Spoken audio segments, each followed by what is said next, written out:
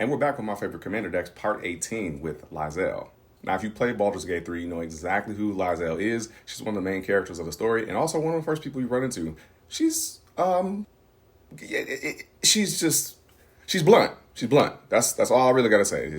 She likes what she likes, and that's it. But yeah, she puts an extra +1/+1 counter on you, your creatures, or your planeswalker. So you got to pair up with a dope background, and I chose Master Chef. I think it is probably one of the only ones that really pairs up with her perfectly. I mean, +1/+1 counters are a thing, and now you're putting more on there. It gets out of hand real quick. Now, I went ahead and threw in the Ancient Bronze Dragon just for a little D&D, flavor. Sometimes you gotta throw a little flavor in there. Good Fortune Unicorn is an instant staple in any +1/+1 counter deck. Creature entering the battlefield, they get a +1/+1 counter. And speaking of ETBs, you gotta have Mommy in there. She's doubling your counters when you enter the battlefield and taking away all your opponent's ETBs. She's really, really good in this deck. I've started adding Kutzil to pretty much all of my green, white, or Selesnya decks, especially if they, come out, they get more power, and you'll get more draw engine out of them, and also people can't cast spells on your turn.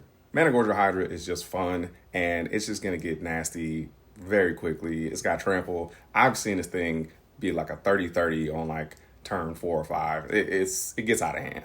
You probably want to run both versions of the Ozolith in this deck. This one gives the extra +1/+1 counter, and the other one, if your board gets wiped, all the counters go on to that, and yeah. Tribute to the World Tree is one of those win-win situations. Either you draw a card, or you put a bunch of +1/+1 counters on a creature, and it works with tokens too. So, and you probably want to put stuff in there like Branching Evolution, Doubling Season, all that good stuff. You know what it is. Of course, you can find all of my decks on Moxfield. I didn't have a fun name for this one, but yeah, she is what she is. And this has been another edition of my favorite commander decks. This was part 18. Stay tuned for part 19. Again, I'll probably do these until maybe 25-ish and then come up with something else. Who knows? Later.